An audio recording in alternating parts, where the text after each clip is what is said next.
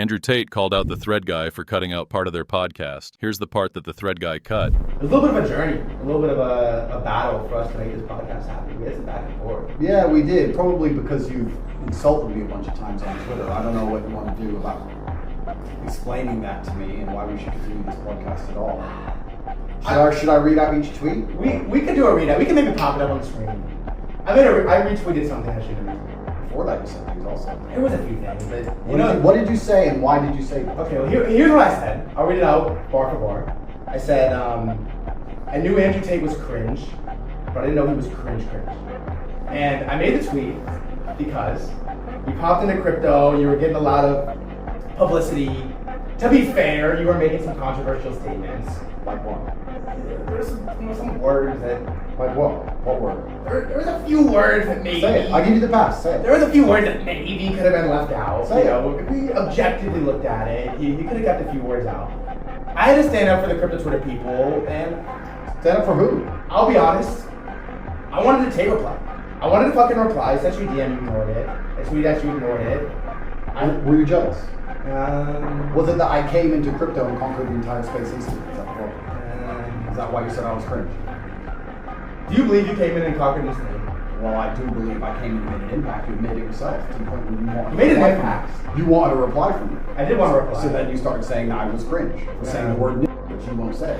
Say it. Why do you have to do that, though? Why not? Here's my question is... Did you mean what you said? What part? That I was cringe. Because if you meant what I said and I'm cringe, then we shouldn't be doing a podcast at all. Right? I told you I said. I can just leave and you can film the empty hotel room. I said it because I wanted to reply. It works. Let me ask you this, though. Did you mean what you said? I wanted to reply. I got the reply. So you didn't mean what you said? I meant what I said to the extent that I wanted to reply. No, you were trying to bait me into a reply. It didn't work. That's one thing. It did work. I don't think it did work. I didn't reply to that tweet. Well, I didn't even see it until I agreed to this podcast. We did get somebody, and then somebody showed it to me. Well, so I'm asking you if you meant what you said. It's a yes or no question. I believe I meant it to the extent in which I wanted to reply to you. Here's my question. That's the ultimate cop-out. And stop telling me it worked. If you say that one more time, this is over. Stop saying it worked. I did not reply to that tweet. I was unaware of that tweet until I already agreed to this podcast, which you refused to pay my fee because you couldn't afford it. I said I would do it for free. Don't interrupt me. Now I'm sitting here, and someone showed me a bunch of tweets where you insulted me. So I'm asking you if you meant them. It's a yes or no question. If the answer is no, then say no. If the answer is yes, then say yes. Well, there was a singular tweet, and the answer was no. It was a really vague. You got the reply. Here's my question for you, though. You didn't get a reply. Why do you keep saying it? Well, I think I replied like specific. There was a dialogue was initiated. Here's my question: is obviously you say a lot of controversial things. You come on here and say a word that I have to bleep that out, right? Like I can't bleep it. What?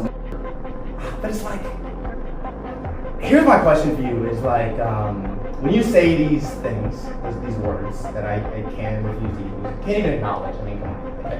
What am I supposed to do with that? Do you think that you gain more in shock value than you lose in people being like, yeah, I can't engage? Do you think I do it for shock value? Is that why you think I do it? I'm still living inside the matrix. You're still obsessed with the code. Did I say that? No, but why else would I be doing it? You gave me... Well, why do you do it? That's a far more intelligent question. Okay. You gave me a false dichotomy to choose between. You said I'm either doing it for shock value, or you're assuming, and you're saying then I'm losing X amount of fans because people can't associate with me. But who says I'm doing it for shock value at all? I didn't say it. There's definitely are fans being lost. So one of the two parts of this thing were true. Are there? I don't know. I'm still one of the most popular people on the planet. Wouldn't you agree? I mean, you flew all the way to Romania to talk to me. I didn't deny that. But I will say that you were brought up in a family vacation, and some people were not. Tell me about your family vacation. Some people were not super pleased. Oh no, that sounds devastating. For the guy's family, I'm very upset. Tell me about your family vacation. I'm interested. Well, I do love my family. I'm sure you do. Tell me about it. What were they saying? So it's the annual. Well, they're gonna listen to this, so you know that, right? It's fine. So if you want to shout out like Auntie May or Andrew, you can. I have nothing bad to say about your family. I don't just insult people I don't know. I think that'd be very immature. I think it would actually hold you back from many opportunities in life because most people in my position after seeing something like that aimed at them, or seing somebody, a nobody with a very few number of followers, insulting them, and then coming over here trying to do it. Define a low number of followers. Well, I'm just explaining to you that most people would decline the opportunity, or they walk away from it instantly. So you hold yourself back with these kind of comments, and you also really lost all of this entire opportunity. I did almost lose it. I can't help myself sometimes. Can I be honest with you? You should be smart. Can I be honest with you? Like, it's a tough thing for me because I just fire. I don't really think. I just fire. It's a double-edged sword. Because oftentimes it works. I fire. I say some shit. We get here, and then oftentimes I fire. I say something I shouldn't say, and then we almost lose getting here. Do you think you gain more in shock value than you lose from the fans and then very important people that you alienate? Well, clearly. You should be more careful in general. That's life advice for you. Yeah. Most people would just decline talking to you. So let me ask you this, genuinely, because I do appreciate you coming on, genuinely. You have a fee, it's expensive, people pay it, I didn't have to pay it. Why did you come on this podcast? Well, I thought it would be nice to introduce myself to the crypto world. Of course, they already know who I am. Of course. There's some people who convinced me it was a good idea. There's some people who said you should talk to him, yeah.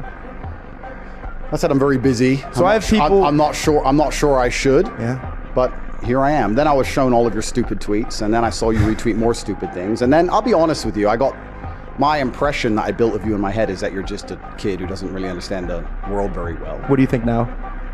You don't really know me yet. I'll re-ask it at the end. And then I thought, well, he's already here. I'll go talk to him. If he annoys me, I'll just leave. So here I am. Well, I appreciate you coming on. No problem. I'll say this. You have a very respectful team, and you were very respectful of me too. I think you should go through life with respect. Yeah. I think one of the biggest problems we have in the world today is too many people have just become comfortable with being idiots. You talked about rage bait. Yeah. 99% of streamers are idiots. They're running around insulting and abusing and pranking innocent people and playing stupid games and insulting people they don't know. I don't find any of that funny. I don't think any of that's appealing in any way. When I see these idiot streamers running up to innocent people and scaring them or insulting other people they barely know for views or all of these kind of things, I think it's extremely infantile. And I think that not too long ago in the world, it would get you hurt. And I go through the world with respect as much as possible. I try not to disrespect people because I understand where I'm from. If you disrespect people, real bad things can happen. So I'm not the kind of person who's going to sit on Twitter and just insult random people. I think that's stupid. Even if they can't find me, even if they can't get to me, even if they don't have the capability, I think God himself is watching, and I don't think God likes people who do that kind of thing. I think that you pay the price one way or another if you're going to go through life and be that kind of person. You should be respectful to everybody.